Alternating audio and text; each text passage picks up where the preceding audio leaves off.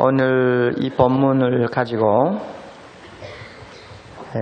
환난의 유익이라고 하는 주제를 놓고 한번 생각을 같이 해보도록 하십시다. 사실 1장 전체를 우리가 검토해야 되겠는데 낮 시간 중도에 끝나버렸기 때문에 저녁 시간도 그 이상을 하지 못하겠고, 우선 환난의 유익이라는 제목 아래서 일부분을 오늘 저녁에 함께 묵상하면서 하나님이 무엇을 우리에게 가르쳐 주시는가를 같이 찾으며 은혜 받도록 해야 하겠습니다. 데살로니가 후서는 데살로니가 전서를 쓴 다음 불과 몇 달 후에 쓴 것으로 일반적으로 알고 있습니다. 데살로니가 전서를 데살로니가에 보낸 바울은 고린도에서 데살로니가로부터 오는 소식을 초조하게 기다리고 있었습니다. 그런데 몇 달 후에 그 교회로부터 소식이 왔습니다. 좋은 소식도 있었습니다. 그 좋은 소식은 1장에 기록되어 있습니다. 나쁜 소식도 있었습니다. 그것은 2장과 3장에서 우리는 찾아볼 수가 있습니다. 만일 좋은 일만 고린도 교회 안에서 계속되고 있었다면 굳이 펜을 들고 또 편지를 쓸 생각을 하지 아니했을 것입니다. 그런데 데살로니가에서 자기의 첫 편지를 읽고도 여전히 문제가 해결되지 아니하고 오히려 심각한 상황으로 치닫는다는 것을 발견한 바울은 더 가만히 침묵을 지키고 있을 수가 없었습니다.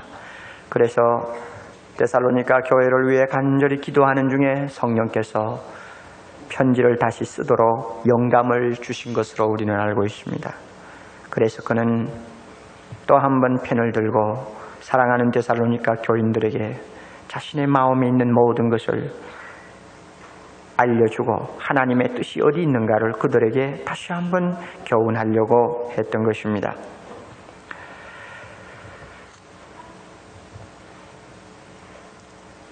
데살로니가 교회에는 현재 거짓 선지자들이 계속 양떼들을 유혹하고 있었습니다. 그래서 예수님의 재림의 신앙을 곡해하고 또 그들로 하여금 바른 자세를 취하게 하는 것보다도 잘못된 길로 계속 끌고 가고 있는 것을 바울이 알았습니다. 그래서 이것을 아무래도 경고할 필요가 있었습니다. 뿐만 아니라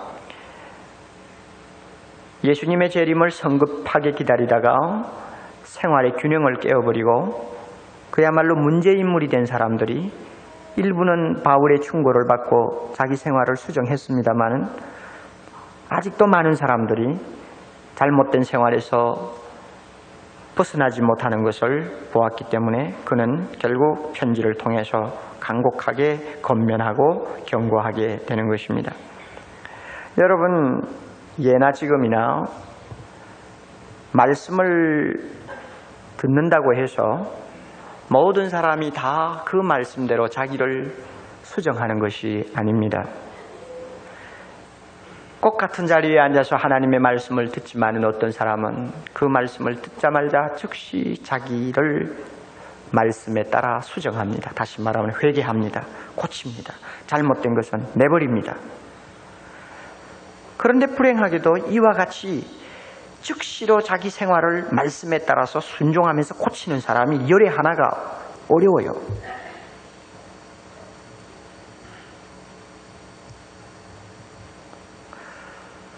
데살로니가 교인들도 마찬가지였습니다. 분명히 규모 없는 생활을 한다고 책망했으면 그 책망을 받고는 고쳐야 원칙입니다. 정상으로 돌아가야 원칙입니다. 그런데도 데살로니가 교인들은 일부 돌아가지를 않았습니다. 자기 나름대로의 어떤 변명을 늘어놓기 시작한 것도 사실입니다. 왜 그런가 하면 우리는 대충 추리할 수 있습니다. 지금 교회가 환난을 당하고 있어요. 그 환난과 핍박이 어느 정도인지 여러분이나 저나 모릅니다. 왜냐하면 안 당해봤으니까.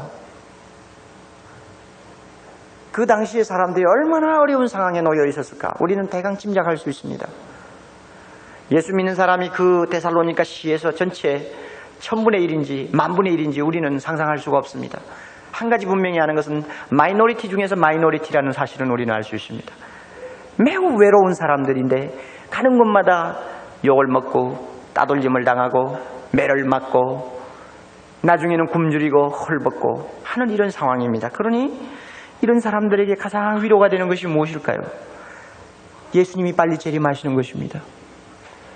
주님이 가급적이면 빨리 재림하셔서 자기들이 위로를 받고 자기들을 핍박하는 사람을 주께서 심판하시는 것을 목전으로 보는 것만이 그들에게 유일한 소망이요, 유일한 희망입니다.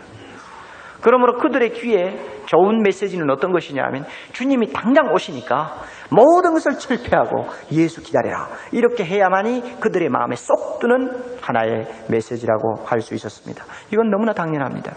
그런데 바울은 데살로니가 전서에서 뭐라고 권면했습니까? 주님의 재림이 너희들 생각처럼 빨리 오지 않는다. 그러므로 일터에 돌아가서 일을 해라, 가정으로 돌아가라, 정상적인 생활을 해라, 이렇게 권면한 것입니다. 그 권면이 귀에 들어오지 않는 것입니다.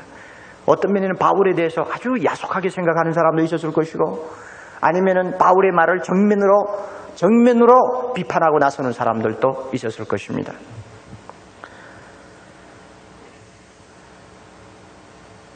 그러니 자기 입장, 자기 생각을 고수하다가 보니 하나님께서 말씀을 하셔도 그 말씀을 받을 수가 없다, 그 말입니다.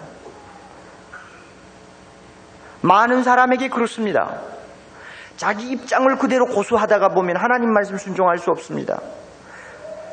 자기의 처지를 자꾸 변명하다가 보면은 하나님의 말씀 순종 안 하는 것보다도 하나님의 말씀에 대해서 오히려 오해를 할 위험이 더 많습니다. 아이, 예수님이 빨리 오셔야 이 환난에서 우리가 위로를 받지. 이렇게 환난을 당하는데 예수님까지 늦게 오신다면 우리는 무엇을 믿고 신앙생활 하느냐 하고 말할 때는 바울 자신도 할 말이 없어져 버릴 것입니다. 비록 그들의 논리가 정당하다고 할지라도 한 가지 분명히 잘못된 것은 바울을 통해서 하나님이 주신 명령이 분명하다면 그 명령을 순종해야 되는데 그들이 순종을 하지 않았다는 사실입니다. 아무리 변명이 좋아도 불순종이 되었을 때는 그 변명은 죄가 됩니다. 그렇죠? 우리에게도 마찬가지 아니에요? 여러분이 이 교회에 와서 설교를 얼마나 많이 듣습니까? 다락방에서 공부를 얼마나 많이 합니까? 집에서 얼마나 성경을 많이 봅니까? 그러나 순종하는 것이 몇 프로가 되는지 한번 보세요. 다 자기 나름대로의 변명이 있어요. 그러나 분명한 것은 순종하지 않았다는 사실입니다. 데살로니가 교회가 이와 같은 형편에 놓여 있었기 때문에 그 상황이 이제는 돌이킬 수 없는 입장이 된 것을 우리가 알 수 있습니다. 3장 6절을 잠깐 보세요. 3장 6절, 형제들아 우리 주 예수 그리스도의 이름으로 너희를 명하노니 규모 없이 행하고, 명령입니다. 이제 규모 없이 행하고 우리에게 받은 유전, 즉 데살로니가 전서에 있는 말씀대로 행하지 아니하는 모든 형제에게서 다 같이 떠나라. 이것은 교역자가 제일 마지막에 하는 말 아닙니까? 어떤 면에는 평생 안 해야 될 말 아닙니까? 누구 보고 떠나라 한다든지, 그 사람에게서 떠나라고 한다든지. 예수 믿으려고 교회에 모인 사람들을 놓고 떠나라고 한다는 것은 교역자에게서는 제일 마지막 말이요. 또 그런 사람에게서 너 자신이 피하라 하는 말도 제일 마지막 말입니다. 얼마나 상황이 어려워졌는지 우리는 알 수 있습니다. 전서에는 이런 가격한 명령이 없어요. 그러나 후서에서는 이제는 안 되겠다, 순종하지 않는 것 보니까 희망이 없다, 그러니까 너는 그 사람들로부터 떠나라, 분리하라, 그 말입니다.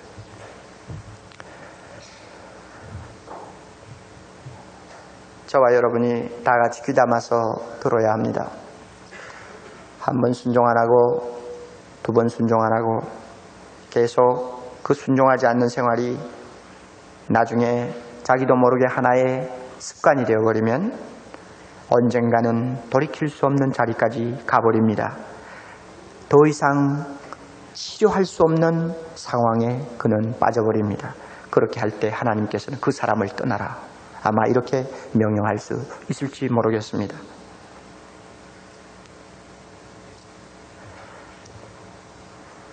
저는 교역자의 한 사람으로서 참 어떤 데는 답답하다고 생각할 때가 많습니다. 왜 그런가 하면 오늘날 현대교회에 나오는 성도들이 말씀을 듣는 것만큼 순종이 너무 따라오지를 않아요.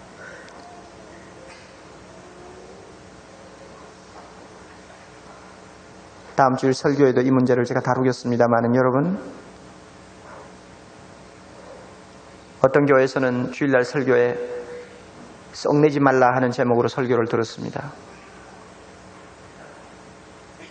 오죽이 답답하면 목사가 그런 설교를 하겠어.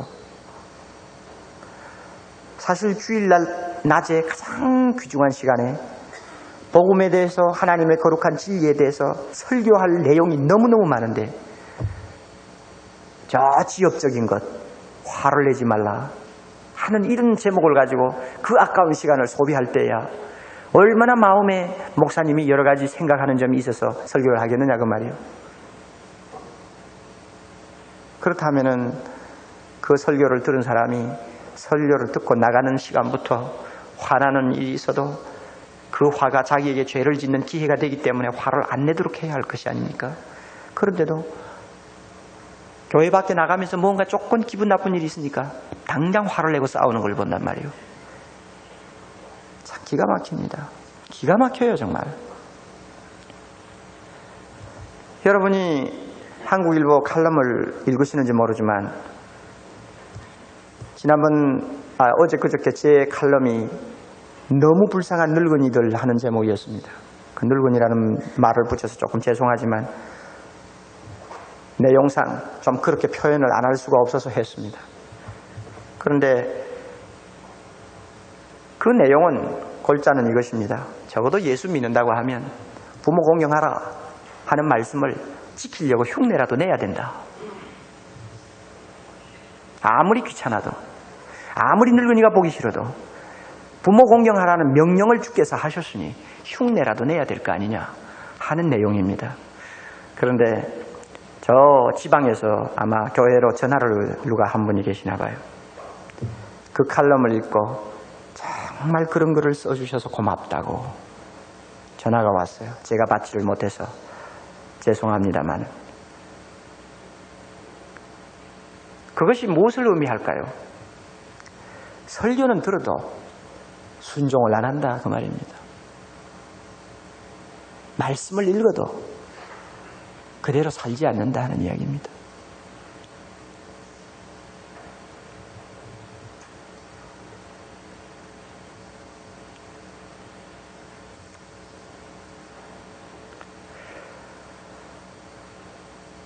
참 우리가 이것은 참 고통스러운 하나의 수치로 생각하고 하나님 앞에 정말 부끄럽다고 느껴야 합니다. 1년 전에 여러분과 설교를 적어도 50번 내지 100번을 들은 오늘날 여러분하고 차이점이 뭐예요? 어느 정도 달라졌습니까?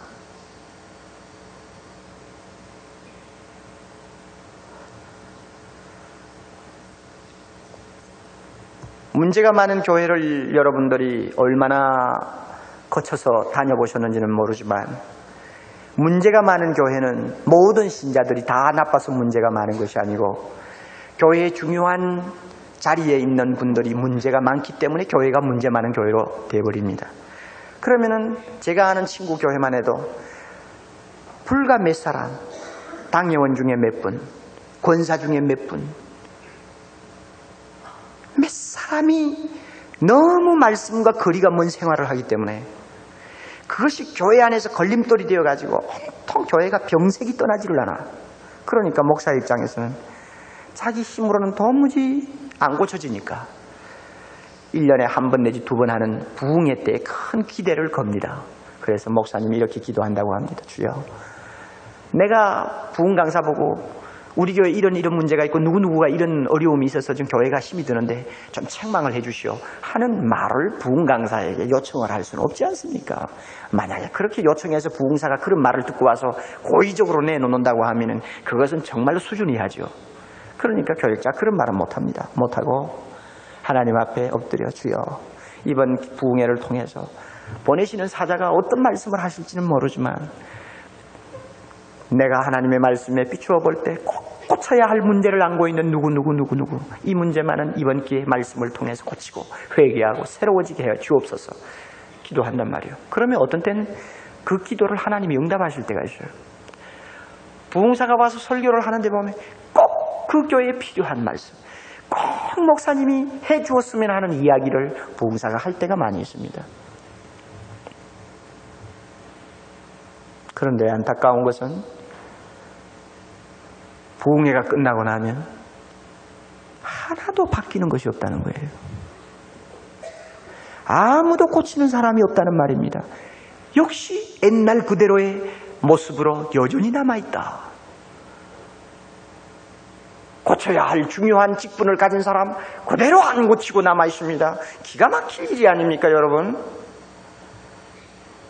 제가 얼마 전에 집회를 간 교회도 상당히 내면의 고통을 안고 있는 문제교회였습니다. 그 문제가 어디 있느냐? 당연히 서너 명의 사람들에게 문제가 있었습니다. 그러나 저는 그것을 전혀 모르고 갔습니다. 이상하게도 그 교회에 제가 본문과 제목을 전부 미리 보냈는데 뭐뭐 하겠습니다 하고 다 보내서 이미 거기에 인쇄가 다 되어 나왔는데 부흥회하러 가는 그날까지 그 본문을 가지고 도무지 설교를 할 수 없다는 생각이 계속 납니다.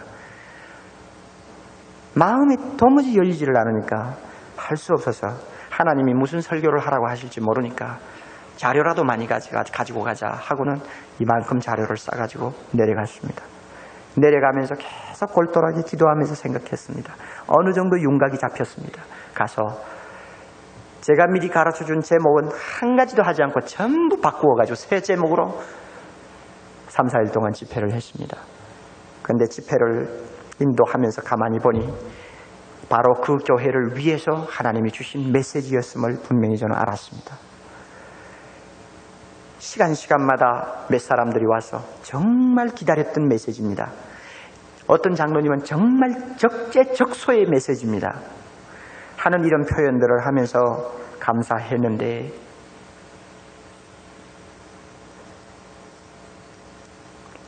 아직 부흥회 후에 소식은 못 들었습니다만 과연 말씀을 들은 대로 순종하는 사람들이 얼마나 될까?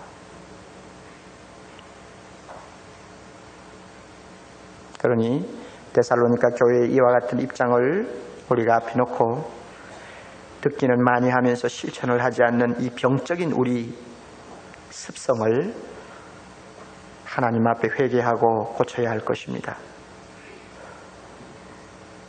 오늘 밤도 우리는 몇 가지 배워야 할 것이 있습니다. 1장에서는 우선 데살로니가 교인들이 참으로 칭찬을 받아야 할 이야기들을 하고 있습니다. 그래서 바울이 1장 안에서는 감사를 합니다. 그리고 격려를 합니다. 그리고 마지막으로 기도해 줍니다.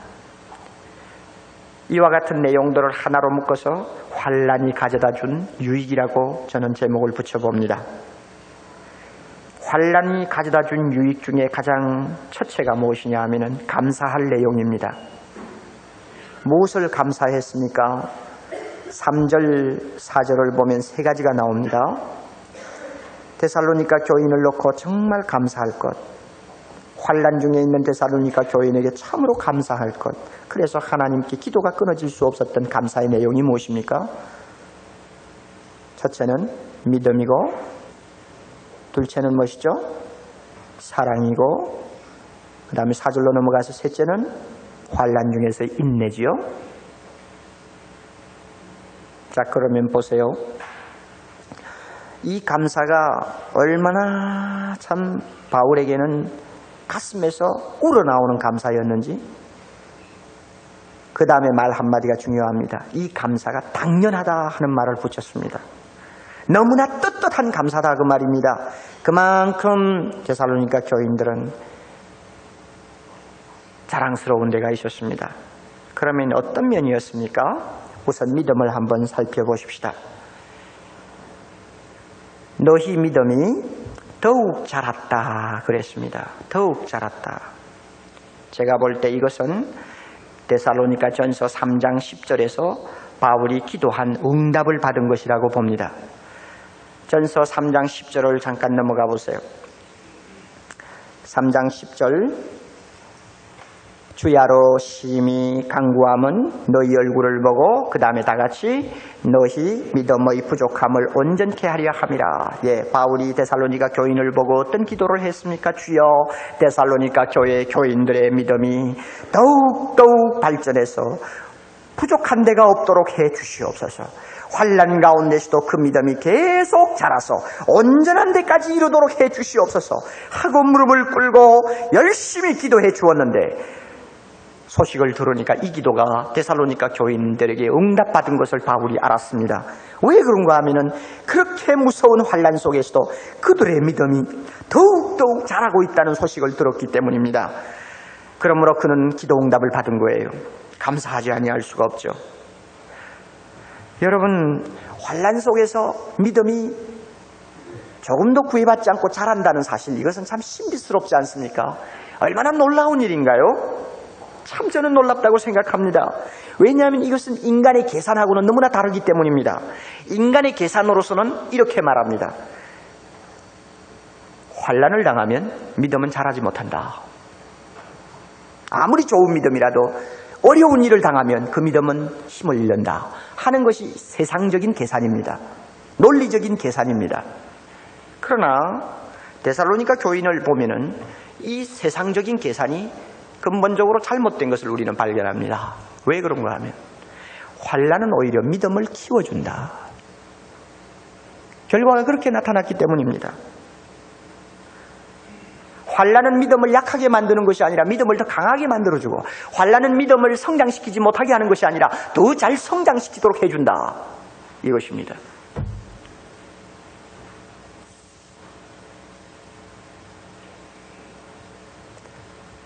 그러므로 환난에 비해 아무것도 아닌 우리 주변의 어려움이나 문제 앞에서 우리의 믿음이 약해진다든지 병들면 정말 그 책임을 내가 져야 합니다.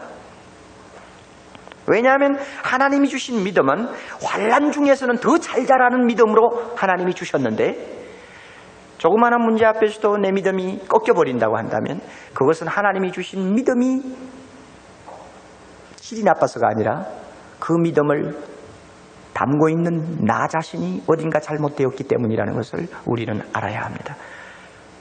여러분, 그렇지 않습니까? 여러분은 어려운 문제가 있을 때 믿음이 더 강해졌습니까? 아멘. 예, 그랬다면은 할 말이 없어요. 그러나 일반적으로 볼 때 문제와 어려움이 있으면 믿음이 약해지는 사례를 많이 봅니다. 여러분, 이 시간 분명히 마음의 확신을 가지세요. 어려움과 고난과 환난과 핍박 같은 것은, 이 모든 부정적인 여건들은 우리 믿음을 꺾지 못하고 오히려 우리 믿음을 더 잘 자라게 해준다. 이것이 하나님이 우리에게 주신 은혜라는 사실, 이것을 여러분이 꼭 기억하시기를 바랍니다.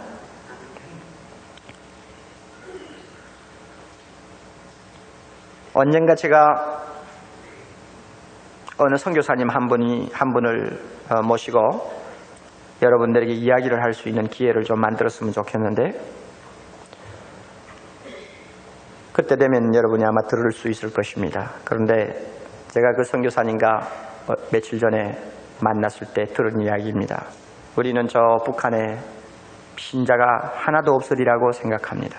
너무 환난이 심하고 너무나 바람이 거세기 때문에 믿음의 뿌리채로 다 뽑히고 이제는 아무것도 남지 않았다고 우리는 생각합니다.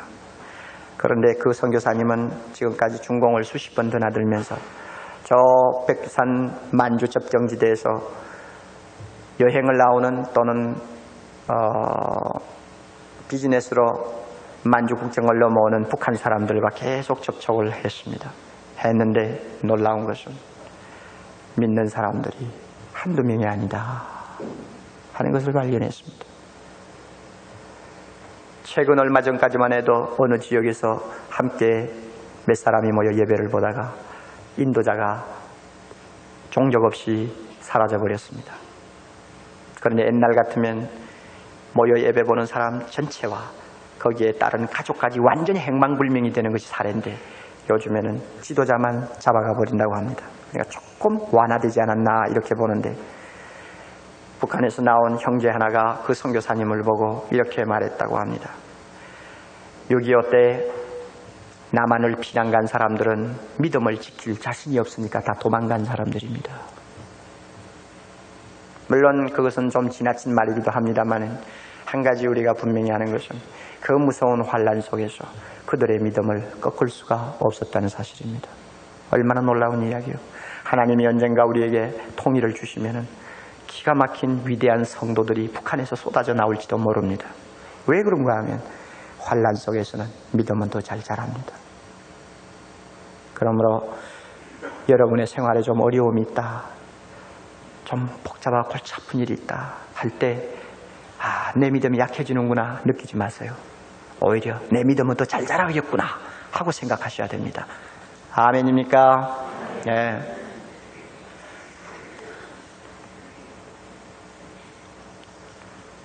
그런데 환난 가운데서 그 박토에서 그렇게 잘 자랄 수 있는 믿음이라면 환난이 없는 환경에서는 더 잘 자라야 정상입니다. 비가 오지 아니하고 날마다 건조한 바람만 휙휙 부는 저 사막 모퉁이에서도 힘있게 자라는 것이 믿음이라고 한다면 따스한 태양이 비치고 때를 따라 비가 내리고 시원한 바람이 끊임없이 부는 아름다운 지역에서는 그 믿음이 더 잘 자라야 정상입니다. 다시 말하면 핍박도 없고 환난도 없는 지금 우리가 처한 이런 환경에서 그 믿음은 더 잘 자라야 정상입니다. 환난 속에서도 그렇게 믿음이 잘 자랐다면 평안한 생활에서는 더 잘 자라야 정상이 아닙니까? 그런데 오늘날 우리들에게서 보는 상황은 그렇지를 않다는 것이 매우 가슴 아픈 일입니다. 왜 안 자랄까요? 왜 환경이 편안한데 왜 잘 믿음이 안 자랄까요? 제가 볼 때는 여러분의 믿음에 너무 잡초가 많이 들어있는 것 같습니다. 잡초가 많이 있어요. 나 중심적인 신앙생활 합니까? 나 중심적인 사고방식은 잡초입니다. 순종하지 아니하는 생활 그대로 계속 고집하고 있습니까? 여러분 잡초입니다. 그거는. 남이 모르는 어떤 죄를 계속 반복합니까? 잡초예요. 신앙생활에 방해되는 여러 가지 세상 일에 너무 매여 있습니까? 잡초입니다.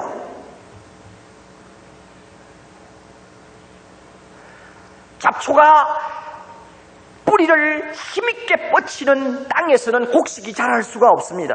그러니까 별 수가 없어요. 아무리 하나님이 우리에게 좋은 믿음의 씨앗을 나에게 심어주었다고 할지라도 잡초가 많으면 그 믿음은 안 자라요.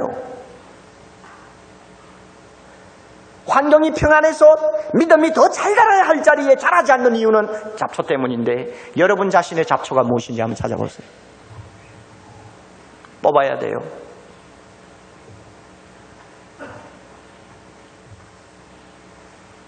제가 며칠 동안 여행을 하는 중에 한 3일을 저 혼자서 쉬는 기간을 가졌었습니다.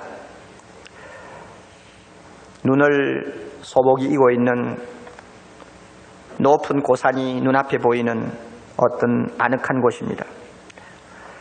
그 밑에는 수십만 평, 아마 수십만 평이라는 말도 통하지 않을 거예요. 뭐 수십 에이커니까 그 큰 지역에 나무들이 쭉쭉 뻗어 서 있는데 그 나무 아래는 전부 잔디밭이에요. 우리 한국 잔디가 아니고 미국 잔디죠. 그런데 어떻게 잔디가 기가 막히게 잘 자랐는지요. 가서 이렇게 손으로 일부러 제가 훑어봤어요. 잡초를 찾을 수가 없어요. 그 넓은 대지에.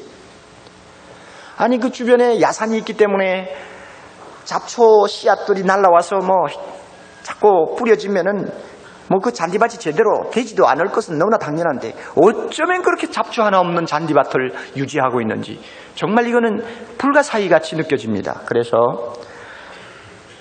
좀 물어봤죠. 아니 무슨 재주로 이렇게 잡초 하나 없이 잔디를 키우고 깎고 이렇게 보존을 합니까? 했더니 어느 분이 가르쳐 주세요. 요즘에 좋은 약이 개발됐어요. 싹 뿌리면 잡초는 비료가 되고 잔디에는 비료가 되고 잡초는 그대로 싹 죽어버리는 약입니다.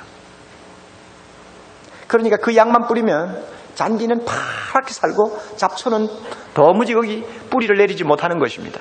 아, 그렇구나. 제가 그 이야기를 들으면서 속으로 그렇지. 이 나의 믿음의 밭에도 이 잡초가 싹 죽는 약이 없나. 잡초만 싹 죽는 약. 그래서 믿음만 잘 자라도록 하는 약, 이것이 없을까? 그런데 실제로 보면 있어요, 없어요? 믿음만 자라게 하는 약이 있나요, 없나요?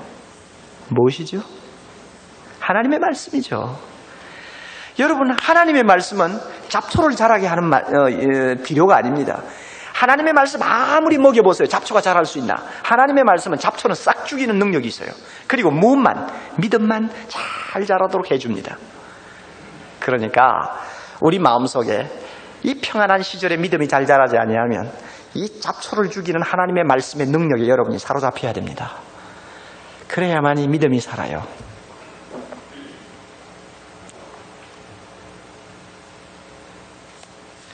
저는 사랑의 교회 교인들 중에 약 80%가 믿음이 자라지 아니하는 병에 걸려 있다는 것을 저는 영적인 눈으로 보고 있습니다.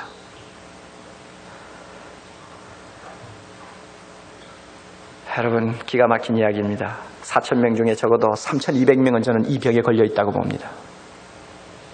아마 그 중에 나도 포함이 됐는지도 모릅니다. 말씀을 듣는 데 비해서 너무 순종이 안 되고 말씀을 배우는 데 비해서 너무 사람이 안 바뀝니다. 왜 그럴까요? 믿음이 자라지 않아요. 깊이 반성해야 합니다. 두 번째로 바울이 감사한 것은 사랑입니다. 3절에 사랑이 어떻게 했다고 그랬죠? 서로 사랑함이 풍성했다. 그런데 이것도 역시 바울의 기도의 응답이라고 볼 수 있습니다.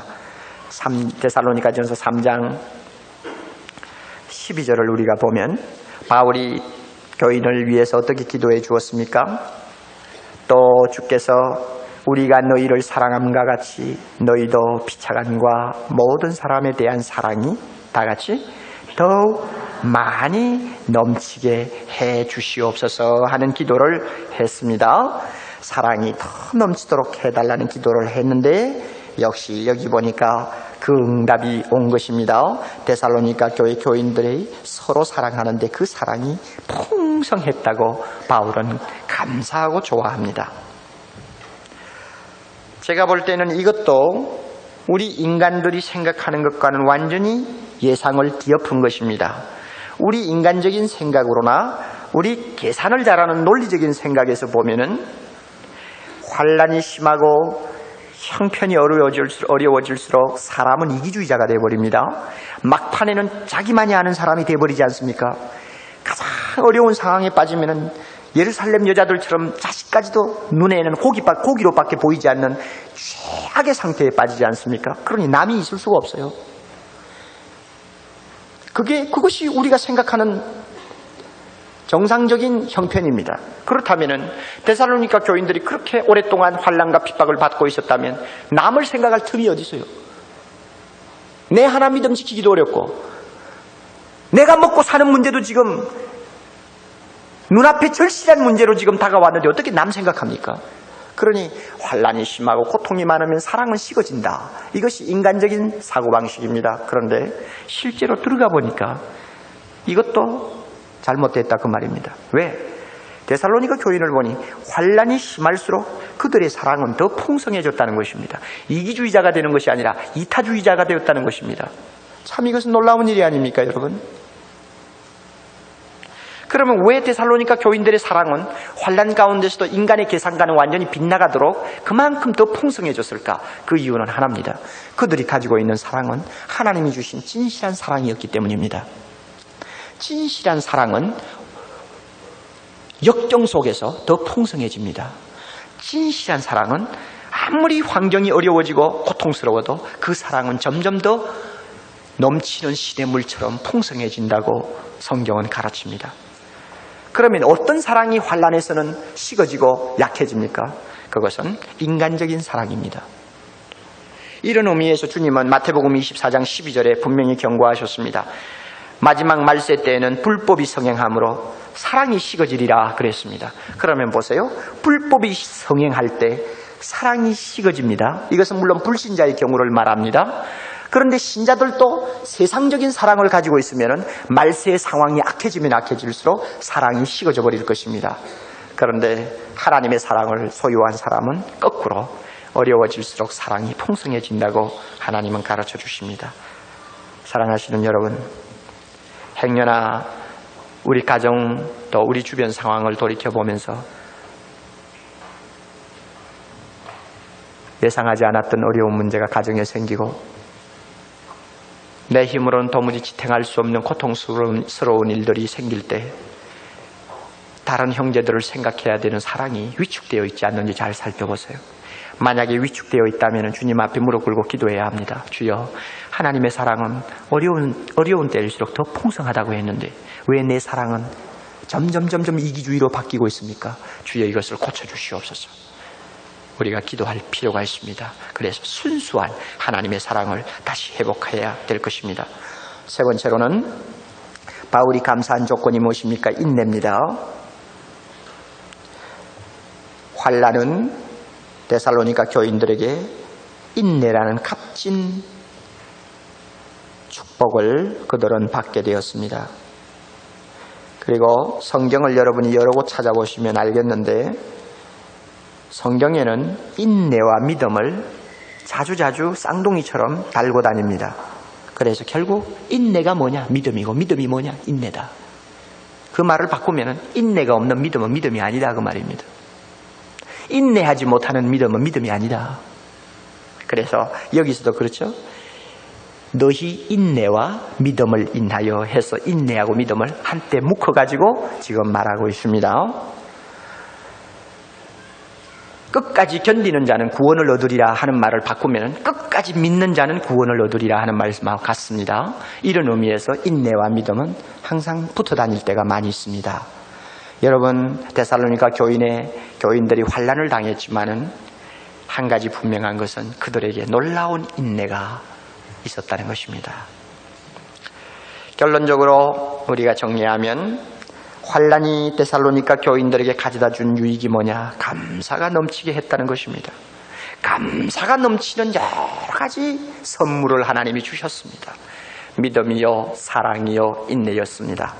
그러므로 오늘 우리도 현실을 살아가면서 분명히 우리 마음속에 잊지 말고 기억해야 할 것은 어떤 환난도 하나님의 자녀들에게는 해를 끼칠 수가 없다. 어떤 어려운 일도 하나님의 자녀들에게는 손해를 주지 못한다. 믿습니까?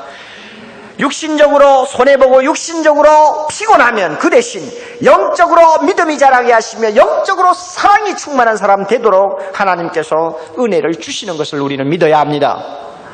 이거 믿으면 어려운 일이 닥쳐와도 크게 두려워할 필요가 없습니다.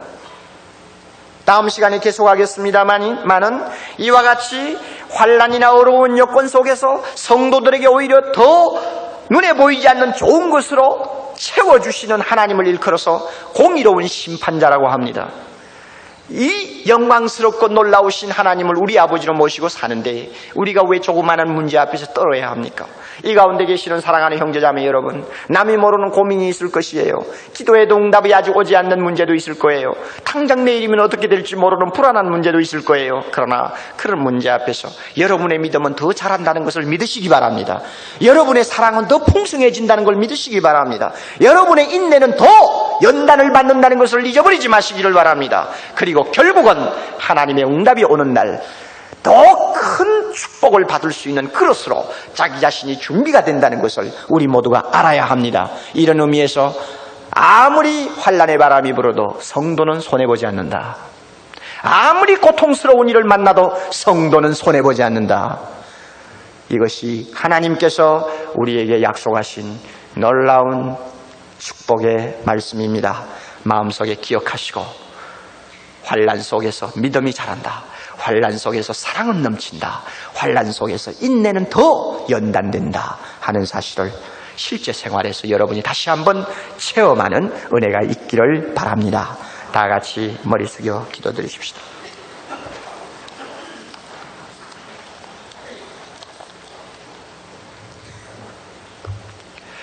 오늘 저녁에 여러분이 말씀을 듣는 중에 마음속에 성령께서 특별히 깊이 깨닫게 하시고 또 마음의 새로운 결심을 하게 한 부분이 있습니까? 오늘 저녁 설교를 들으면서 지금까지 잘 미처 깨닫지 못했던 진리를 발견한 기쁨이 있습니까? 여러분 그것을 꼭 잡으세요. 40분 동안 한 설교 내용을 여러분이 전부 기억 못합니다. 그러나 성령께서 여러분의 마음속에 딱 던져주시는 음성이 있을 수 있습니다. 꼭 잡으세요.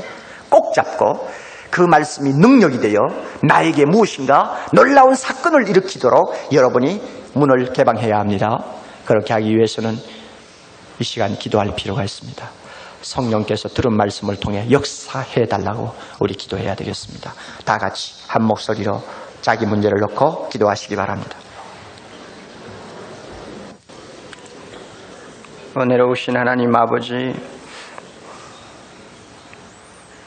데살로니가 교인들은 그렇게 혹독한 환난을 끝없이 당하면서도 비록 육신은 피곤하고 세상적으로 볼 때 초라해졌지만 그 대신 세상 사람이 알지 못하는 놀라운 보화 같은 은혜를 내면으로 풍성하게 허락해 주신 것을 우리는 이 시간 생각하면서 다시 한번 머리 숙여 기도드립니다.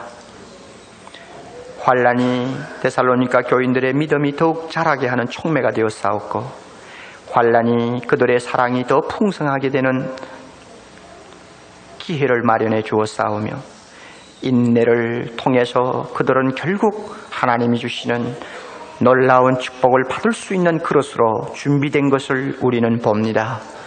아버지, 주님 앞에 부끄러운 마음으로 회개합니다. 우리는 그들에 비해서 이처럼 평안한 환경에서 살고 있고 어떤 환난과 핍박도 당하는 일도 없는데 왜 우리는 그들의 믿음처럼 힘차게 자라지 아니하는지요? 왜 우리는 사랑이 넘치지를 못하는지요? 왜 우리는 인내하지 못하고 조급하고 답답해하고 원망하고 한순간도 제대로 참지 못하는지요? 주여, 무엇인가 분명히 잘못된 것이 우리에게 있음을 고백합니다. 사랑하시는 주여, 우리에게 있는 잡초를 주의 말씀으로 죽여주시옵소서. 내 마음속에 있는 더러운 잡초의 뿌리를 녹여주시고 하나님이여, 내 믿음이 끝없이 완전한 대로 이르기까지 자랄 수 있도록 주님, 우리 모두에게 이 시간 은혜 나려 주시기를 원합니다.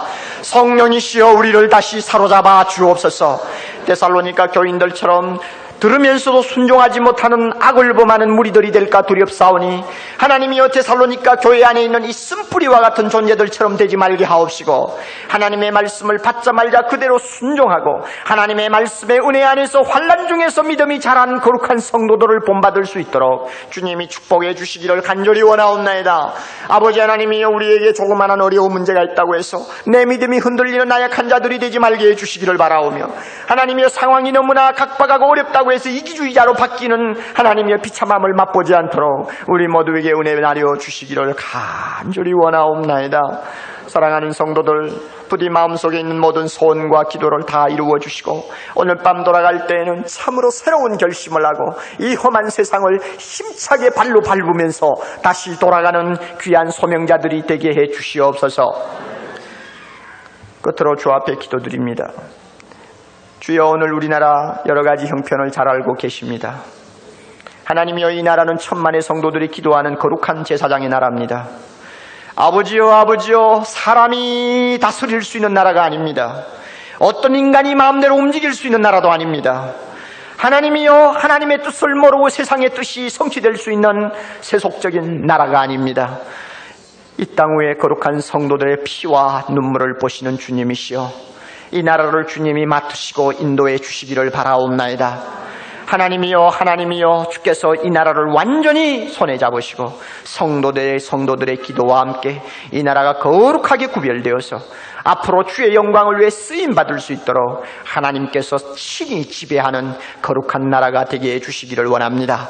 정치적인 혼란을 막아주시고 경제적으로나 사회적인 혼란이나 부패를 막아주시고 아버지여, 주의 거룩한 백성을 통해서 이 땅 위에 주의 선하신 손길이 끊임없이 펼쳐지는 귀한 내일이 있게 해주시기를 간절히 원합니다. 아버지, 정치를 맡은 모든 사람들에게 주여 하나님의 심령을 허락해 주시기를 바라오며 참으로 하나님의 뜻을 물어가면서 나라를 사랑하는 의미로 하나님의 모든 난제들을 해결해 갈 수 있도록 축복해 주시고, 지금 여러 가지 어려운 일로 고통당하는 젊은이들이 많사오니 그들을 주께서 기억하시고 주여 그들을 주님께서 불쌍히 여기사 선한 길로 인도해 주시옵소서. 예수님 이름으로 간절히 기도드리옵나이다. 아멘.